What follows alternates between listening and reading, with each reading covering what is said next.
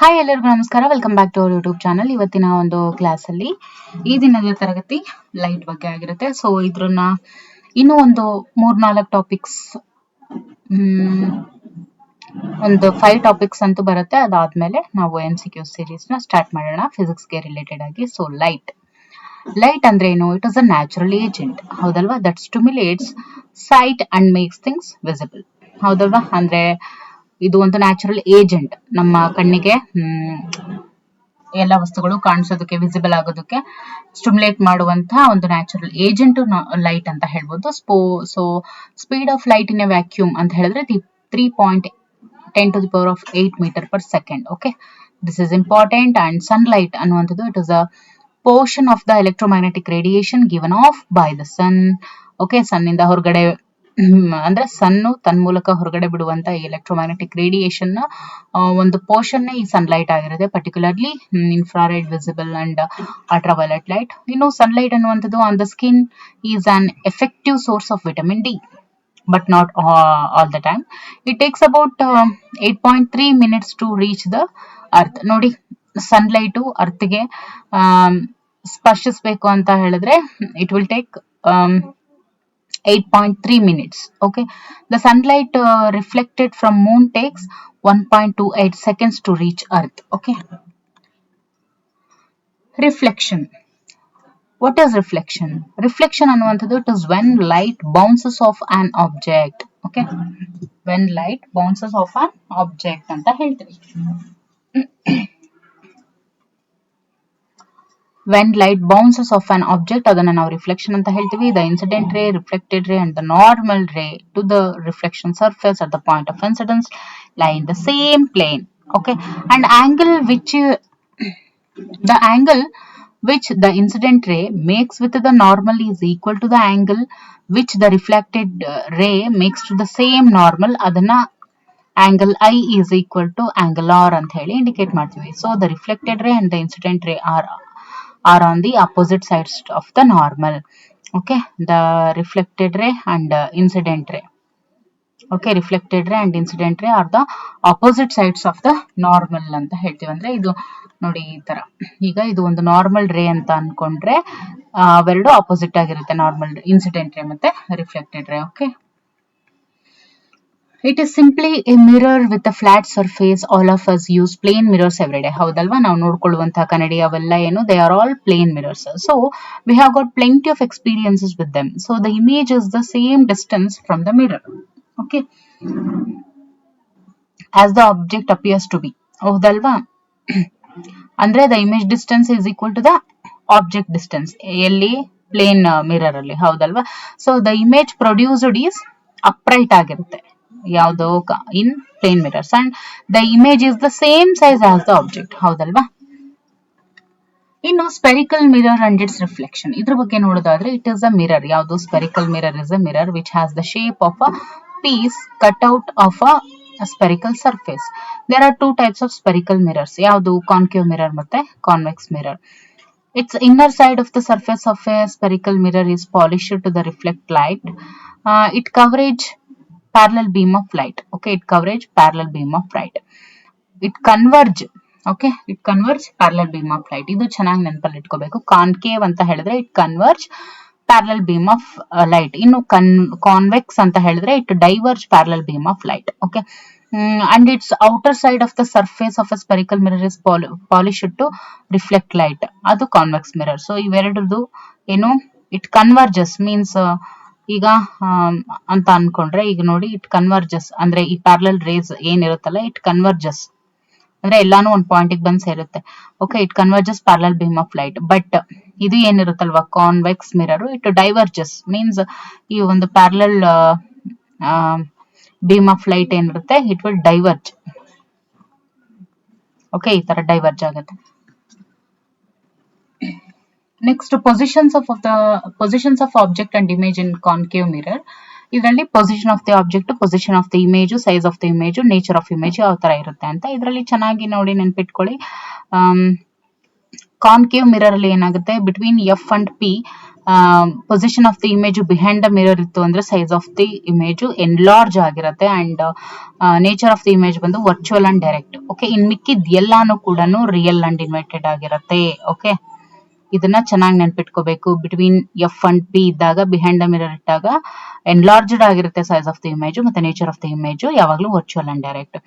ಇನ್ನು at infinity ಕೆಲವೊಂದಷ್ಟು questions ಹೆಂಗ್ ಬರುತ್ತೆ ಅಂತ ಹೇಳಿದ್ರೆ, ನೇಚರ್ ಆಫ್ ದಿ ಇಮೇಜ್ ಯಾವುದು ಅಂದ್ರೆ ಇವನ್ನೆಲ್ಲ ಕೊಟ್ಟು ನೇಚರ್ ಆಫ್ ದಿ ಇಮೇಜ್ ಯಾವುದು ಅಂತ ಕೇಳ್ಬೋದು. ಆಮೇಲೆ ಹಾಗಾದ್ರೆ ಅದು ಯಾವ್ದು ಪೊಸಿಷನ್ ಅಲ್ಲಿ ಇಟ್ಟಿರ್ತಾರೆ ಅಂತ ಕೇಳ್ಬೋದು, ಅಥವಾ ಸೈಜ್ ಆಫ್ ದಿ ಇಮೇಜ್ ಮೇಲೆ ಕೇಳ್ಬೋದು ಪ್ರಶ್ನೆಗಳು. ಸೊ ಮುಂದಿನ ಒಂದು MCQs ಅಲ್ಲಿ ನಿಮಗೆ ಗೊತ್ತಾಗ್ತಾ ಹೋಗುತ್ತೆ. And positions and nature of the image in convex mirror ಅಂತ ಹೇಳಿದಾಗ ಇದರಲ್ಲಿ ಎರಡರಲ್ಲೂ ಕೂಡ virtual and direct. At infinity at F behind the mirror highly diminished image formation ಆಗುತ್ತೆ. ಸೊ ಅದು ವರ್ಚುವಲ್ ಅಂಡ್ ಡೈರೆಕ್ಟ್ ಆಗಿರುತ್ತೆ. Between infinity and P, between F and P behind the mirror position of the image ಇದ್ದಾಗ size of the image diminished ಆಗಿರುತ್ತೆ. Okay, nature of the image virtual and direct ಆಗಿರುತ್ತೆ.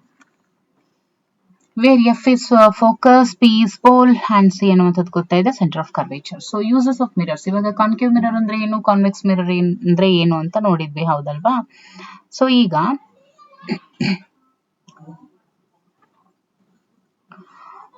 Uses of mirror, plane ಮಿರರ್ದು use ಏನು, concave ಮಿರರ್ದು use ಏನು, convex ಮಿರರ್ದು use ಏನು ಅಂತ ನೋಡಿದಾಗ, ಪ್ಲೇನ್ ಮಿರರ್ ಲುಕಿಂಗ್ ಗ್ಲಾಸ್, ಆಮೇಲೆ ಕನ್ಸ್ಟ್ರಕ್ಟಿಂಗ್ ಪೆರಿಸ್ಕೋಪ್, ಸೋಲಾರ್ ಕುಕ್ಕರ್ಸ್, ಆಮೇಲೆ ಕ್ಯಾಲಿಡೋಸ್ಕೋಪ್, ಮೆಜರಿಂಗ್ ಇನ್ಸ್ಟ್ರೂಮೆಂಟ್ಸ್, ಇವೆಲ್ಲವೂ ಕೂಡ ಪ್ಲೇನ್ ಮಿರರ್ ಇಂದ ಆಗಿರ್ತವೆ.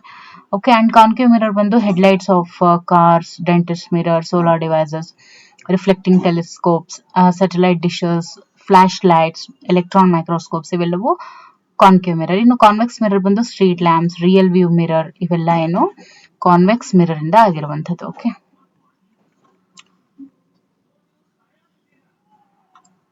ಇನ್ನು ರಿಫ್ರಾಕ್ಷನ್ ಬಗ್ಗೆ ನೋಡ್ತಾ ಹೋದ್ರೆ, it is the bending of a wave when it enters A medium where it speed is different.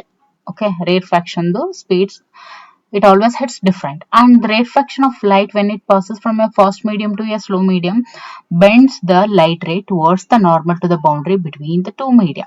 Okay, ನೀವು ಇದನ್ನ ಇಲ್ಲಿ ನೋಡಬಹುದು. ಇನ್ನು ಸ್ನೆಲ್ಸ್ ಲಾ ಆಫ್ ರಿಫ್ರಾಕ್ಷನ್ ಏನ್ ಹೇಳುತ್ತೆ ಅಂತ ನೋಡೋದಾದ್ರೆ, it states that for a given pair of media and a wave with a single frequency, the ratio of the sines of angle of incidence theta 1 and angle of refraction theta 2 is equivalent to the ratio of phase velocities v1 by v2.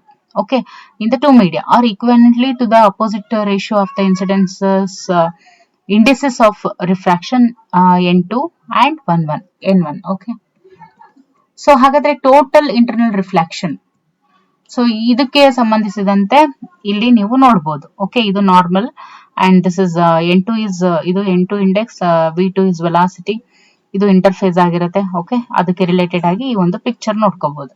ಇನ್ನು total internal reflection ಅಂತ ನೋಡ್ತಾ ಹೋದ್ರೆ, it occurs when light attempts to move from a medium having a given refractive index to a medium having a lower refractive index. Okay, total internal reflection ಅಂದ್ರೆ ಏನು? Total internal reflection ಯಾವಾಗ ಆಗುತ್ತೆ? When light attempts to move from a medium having, ಅಂದ್ರೆ ಯಾವಾಗ it attempts to move from, when a light passes from or move from refractive index, okay, given refractive index to a medium having lower refractive index, ಅಂದ್ರೆ ಕೊಟ್ಟಿರುವಂತ refractive index ಇಂದ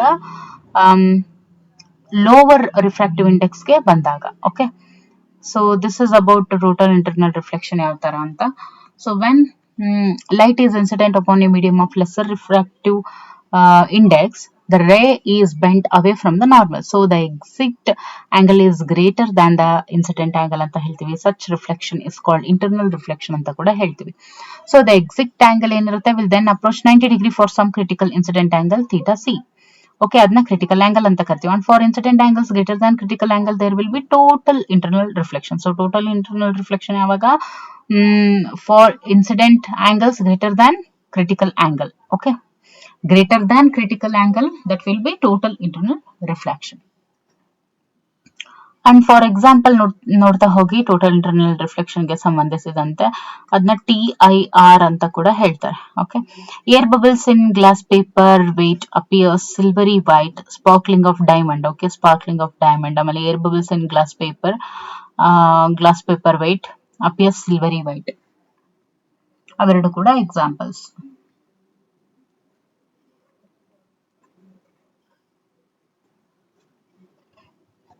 ಈಗ ನೋಡೋಣ scattering of light. What does it mean? Scattering of light ಅಂದ್ರೆ ಏನು? When light passes through a substance or gas, a part of it is absorbed and the rest scattered away. ನೋಡಿ, ಯಾವಾಗ ಒಂದು light ಒಂದು substance ಮೂಲಕ ಹಾದು ಹೋಗುತ್ತೆ, ಕೆಲವೊಂದು ಪಾರ್ಟ್ ಅಬ್ಸರ್ವ್ ಆದ್ರೆ ಇನ್ನು ಮಿಕ್ಕಿರುವಂತದ್ದು ಏನಾಗಿರುತ್ತೆ, ಸ್ಕ್ಯಾಟರ್ಡ್ ಆಗುತ್ತೆ. Okay, so the strength of scattering can be measured by the loss of energy in the light beam as it passes through the medium. So ಇಲ್ಲಿ ನೋಡ್ತಾ ಹೋಗ್ಬೋದು. A clear cloudless daytime sky is blue. ನೋಡಿ, a clear cloudless daytime sky is blue. ಯಾವಾಗ್ಲೂ blue ಆಗಿರುತ್ತೆ. ಯಾಕೆ blue ಆಗಿರುತ್ತೆ? ಇವೆಲ್ಲ applied questions ನೋಡಿ, ಇದು very very important. A clear ಕ್ಲೌಡ್ಲೆಸ್ ಅಂದ್ರೆ ಅಂದ್ರೆ ನೋಡುವ ಆಕಾಶ ಏನಿರುತ್ತೆ, ಮೋಡ ಇಲ್ಲದೆ ಇರೋ ಟೈಮಲ್ಲಿ, ಡೇ ಟೈಮಲ್ಲಿ ಏನಾಗುತ್ತೆ, ಸ್ಕೈ ಅನ್ನುವಂಥದ್ದು ಆಕಾಶ ಬ್ಲೂ ಕಲರ್ ಇರುತ್ತೆ. ಯಾಕೆ? Molecules in the air scatter blue light. Okay, molecules ಅಂದ್ರೆ ಏರ್ ಮಾಲಿಕ್ಯೂಲ್ಸ್ ಏನಿರುತ್ತೆ, ಅದು ಸೂರ್ಯನಿಂದ ಬ್ಲೂ ಕಲರ್ ನ ಸ್ಕ್ಯಾಟರ್ ಮಾಡುತ್ತೆ, more than they scatter red light. Okay, when we look towards the sun at sunset we see red and orange color. ನೋಡಿ, this is also very important. ಇದು ಕೂಡ question ಕೇಳಿದರೆ. when we look towards the sun at sunset, ಅದೇ sunset ಅಲ್ಲಿ ನೋಡುವಾಗ we see red and orange colors. ಯಾಕೆ? because the blue light has been scattered out. ಯಾಕೆ ಅಂದ್ರೆ ಬ್ಲೂ ಲೈಟ್ ಸ್ಕ್ಯಾಟರ್ಡ್ ಔಟ್ ಆಗಿರುತ್ತೆ, ಸ್ಕ್ಯಾಟರ್ ಆಗಿ ಹೋಗಿರುತ್ತೆ away from the line of sight. ಅದಕ್ಕೋಸ್ಕರ. ಇನ್ನು when sunlight is intercepted by a drop of water in the atmosphere, some of the light refracts into the drop, reflects from the drop's inner surface and then refracts out of the drop. So the first refraction separates the light into its component colors and the second refraction increases the separation. ಅದನ್ನೇ ನಾವೇನಂತ ಹೇಳ್ತೀವಿ, rainbow ಅಂತ ಕರಿತೀವಿ. ಈಗ very important, optical fibre. Optical fibre ಅಂದ್ರೆ ಏನು? It is a thin glass fibre through which light can be transmitted. Okay, ಇದು ಒಂದು ಥಿನ್ ಗ್ಲಾಸ್ ಫೈಬರ್ ಆಗಿರುತ್ತೆ, ಅದ್ರ ಮೂಲಕ ಲೈಟ್ ಅನ್ನುವಂಥದ್ದು it can be transmitted. So A fibre optic cable consists of a bundle of glass threads, each of which is capable of transmitting messages modulated onto light waves. So it can function as a wave guide ಅಂತಾನು ಹೇಳ್ತೀವಿ. ನೋಡಿ, optical fibre wave guide ಆಗು ಕೂಡ ಕೆಲಸ ಮಾಡುತ್ತೆ, ಅಥವಾ light pipe ಆಗು ಕೆಲಸ ಮಾಡುತ್ತೆ, to transmit light between two ends of the fibre. ಯಾಕೆ ಅಂತ ಹೇಳಿದ್ರೆ, ಟು ಟ್ರಾನ್ಸ್ಮಿಟ್ ಲೈಟ್ ಅಂದ್ರೆ ಲೈಟ್ ಅನ್ನ ಟ್ರಾನ್ಸ್ಮಿಟ್ ಮಾಡೋದಕ್ಕೆ from two ends of the fibre. ಇನ್ನು ಲೆನ್ಸ್. ಸೊ ಇದಿಷ್ಟು ಮಿರರ್ ಬಗ್ಗೆ ಆಯ್ತು. Okay,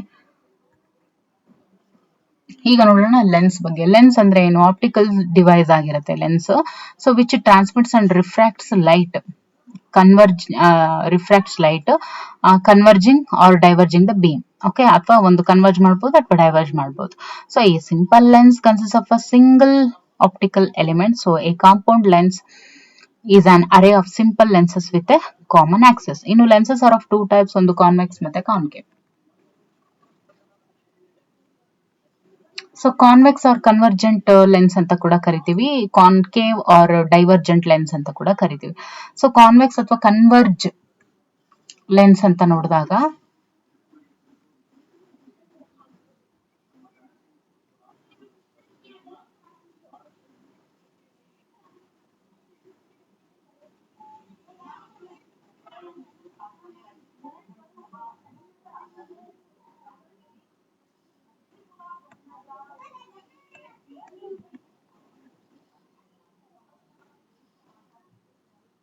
it is a positive lens ಅಂತ ಕರಿತೀವಿ. ಯಾವ್ದನ್ನ? ಕಾನ್ವೆಕ್ಸ್ ಲೆನ್ಸ್ ಅನ್ನ ಅಥವಾ ಕನ್ವರ್ಜೆಂಟ್ ಲೆನ್ಸ್ ಅಂತ ಕರಿತೀವಿ. ಓಕೆ,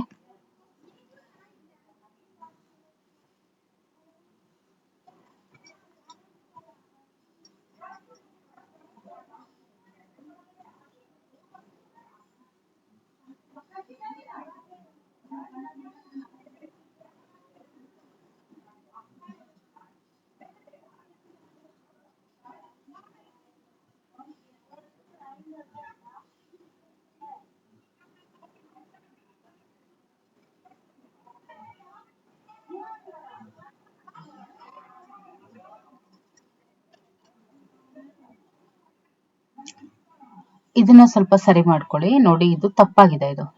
ಓಕೆ, ಯಾಕೆಂದ್ರೆ ಕನ್ವರ್ಜ್ ಮಿರರ್ ಅಂತ ಬಂದಾಗ ಇಲ್ಲಿ diverge parallel beam of light ಅಂತ ಇದೆ ನೋಡಿ, ಇದು ಇಲ್ಲಿಗೆ ಬರಬೇಕು, ಇದು ಇಲ್ಲಿಗೆ ಹೋಗ್ಬೇಕಷ್ಟೇ. ಓಕೆ, ಕಾನ್ಕೇವ್ ಮಿರರ್ ಅಂತ ಬಂದಾಗ it converges. Okay, concave mirror ಅಂತ ಬಂದಾಗ it converges parallel beam of light, and convex ಅಂತ ಬಂದಾಗ it diverge parallel beam of light. Okay,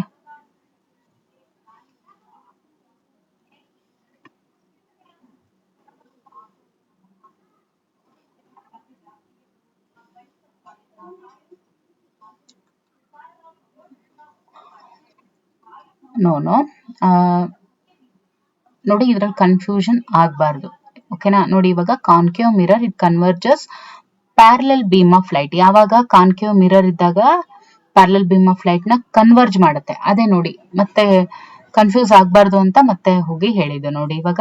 ಅದೇ ಇಲ್ಲಿ ಕಾನ್ವೆಕ್ಸ್ ಅನ್ನ ಕನ್ವರ್ಜೆಂಟ್ ಲೆನ್ಸ್ ಅಂತ ಕೂಡ ಕರೀತಾರೆ. ಏನಂತ ಕರೀತಾರೆ?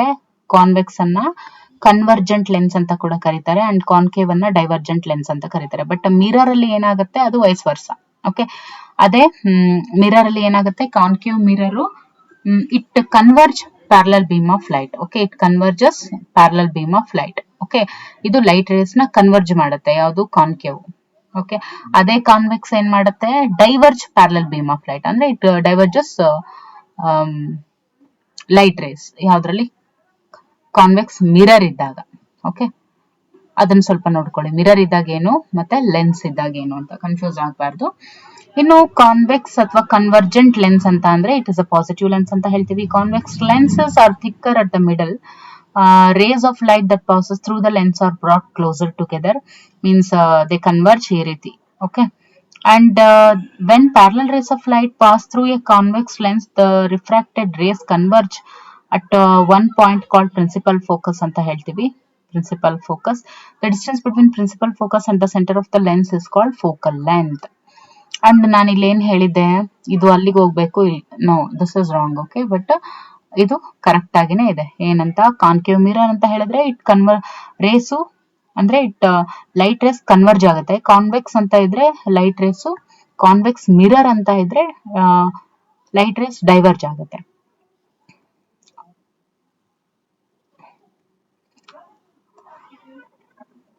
No more confusions. Okay, clear. ಮುಂದೆ ಈಗ ಕಾನ್ಕೇವ್ ಆರ್ ಡೈವರ್ಜೆಂಟ್ ಲೆನ್ಸ್ ಅಂತ ನೋಡೋದಾದ್ರೆ it is a negative lens ಅಂತ ಕೂಡ ಕರೀತಾರೆ. ಸೊ ನೆಗೆಟಿವ್ ಲೆನ್ಸ್ ಅಂದ್ರೆ ಯಾವುದು? Concave lens. ಡೈವರ್ಜೆಂಟ್ ಲೆನ್ಸ್ ಯಾವ್ದು ಡೈವರ್ಜ್ ಆಗುತ್ತಲ್ವಾ ಅದು.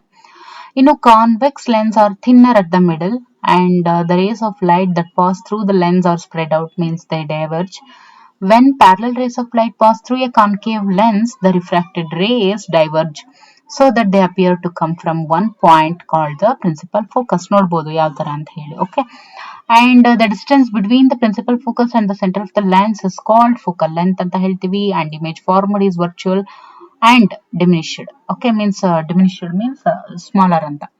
ಈಗ ನೋಡೋಣ ಫೋಕಲ್ ಪಾಯಿಂಟ್. ಫೋಕಲ್ ಪಾಯಿಂಟ್ ಅಂದ್ರೆ ಏನು? So focal point, focal length, ಇವುಗಳ ಬಗ್ಗೆ ಎಲ್ಲ ನೋಡ್ತಾ ಹೋಗೋಣ. Focal point it is generally noted by the capital letter F. ಇನ್ನು this is the point in space where the light rays will converge to after passing through a converging lens.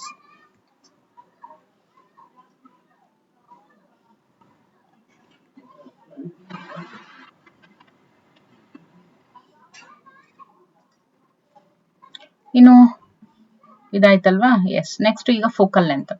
It is the distance from the centre of the lens to the focal point ಅಂತ ಹೇಳ್ತೀವಿ. Principal Axis ಬಂದು it is a horizontal imaginary line drawn through the centre of lens ಅಂತ ಹೇಳ್ತೀವಿ. Okay, and power of lens ಅಥವಾ optical power ಅಂದ್ರೆ ಏನು? ಇದ್ರ ಮೇಲೆ ಕೂಡ ಸಾಕಷ್ಟು ಪ್ರಶ್ನೆಗಳು ಬರ್ತವೆ.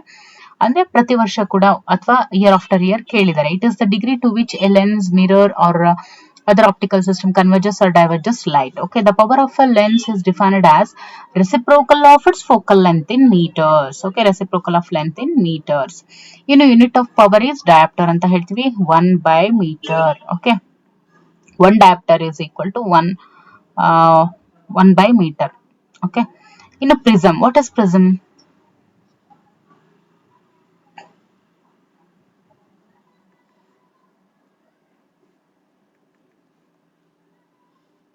ಸೊ ಪ್ರಿಸಮ್ ಅಂದ್ರೆ ಏನು?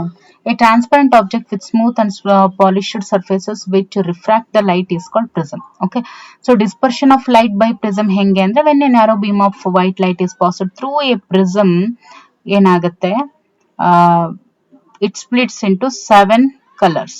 ಓಕೆ,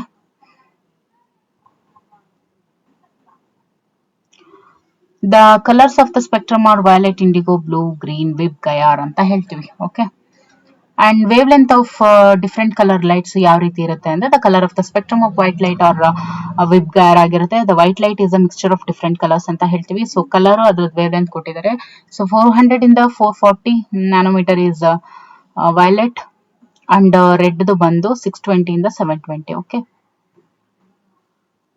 ಇನ್ನು ಕಲರ್ ಮಿಕ್ಸಿಂಗ್, ಸೊ ಇದನ್ನ ನೋಡ್ಕೋಬಹುದು ನೀವು. ವೈಲೆಟ್ 400 ಇಂದ 440 ನ್ಯಾನೋಮೀಟರ್, ಆಮೇಲೆ ಇಂಡಿಗೋ ಒಂದು 440 ಇಂದ 460, 460 ಇಂದ 500 ಬ್ಲೂ, ಆಮೇಲೆ 500 ಇಂದ 570 ಗ್ರೀನ್, ಅಂಡ್ ಯೆಲ್ಲೋ ಬಂದು 570 ಇಂದ 590, ಅಂಡ್ ಆರೆಂಜ್ ಬಂದು 590 ಇಂದ 620, ಅಂಡ್ ರೆಡ್ ಬಂದು 620 ಇಂದ 720. ಅಂಡ್ ಕಲರ್ ಮಿಕ್ಸಿಂಗ್ ಅಂದ್ರೆ ರೆಡ್, ಗ್ರೀನ್, ಬ್ಲೂ ಅಂತ ಹೇಳ್ತೀವಿ ಕಲರ್ ಮಿಕ್ಸಿಂಗ್. ಓಕೆ, ಸೊ ಇದು ನೋಡಿ, ಕಲರ್ ಮಿಕ್ಸಿಂಗ್ ಅಲ್ಲಿ RGB ಕಲರ್ ಕಾಂಬಿನೇಷನ್ ಅಂತ, ಅದನ್ನ ನಾವು ಅಡಿಟಿವ್ ಮಿಕ್ಸಿಂಗ್ ಅಂತ ಹೇಳ್ತೀವಿ. ಇನ್ನು CMYK ಏನಿದೆಯಲ್ಲ, ಇದನ್ನ ಈ ಕಲರ್ ಕಾಂಬಿನೇಷನ್ ಸಬ್ಸ್ಟ್ರಾಕ್ಟಿವ್ ಮಿಕ್ಸಿಂಗ್ ಅಂತ ಹೇಳ್ತಾರೆ. ನೋಡಿ, RGB red, green, blue is equal to white, red, blue, magenta, and blue, green, cyan, ಆಮೇಲೆ red plus green, yellow. Okay, ಇನ್ನು CMYK ಕಲರ್ ಕಾಂಬಿನೇಷನ್ ನ ಸಬ್ಸ್ಟ್ರಾಕ್ಟ್ ಮಿಕ್ಸಿಂಗ್ ಅಂತ ಹೇಳ್ತಾರೆ. Cyan plus magenta plus yellow plus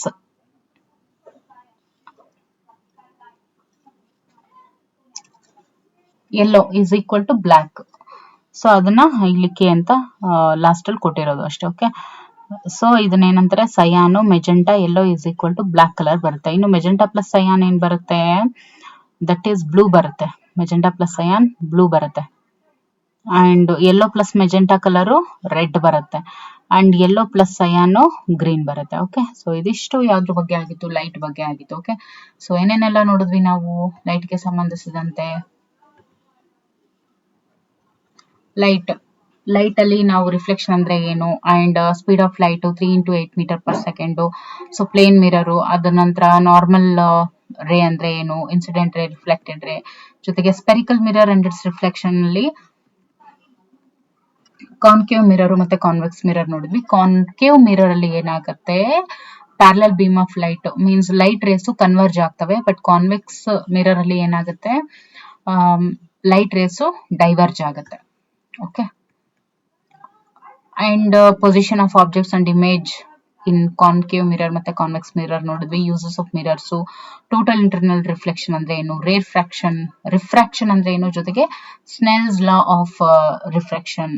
okay, ಆ ಒಂದು refraction ಆಯ್ತು. ಅದಾದ ನಂತರ scattering of light, so optical fibre, ಅದ್ರ ನಂತರ convex or convergent lens, concave or divergent lens, concave lens or divergent lens.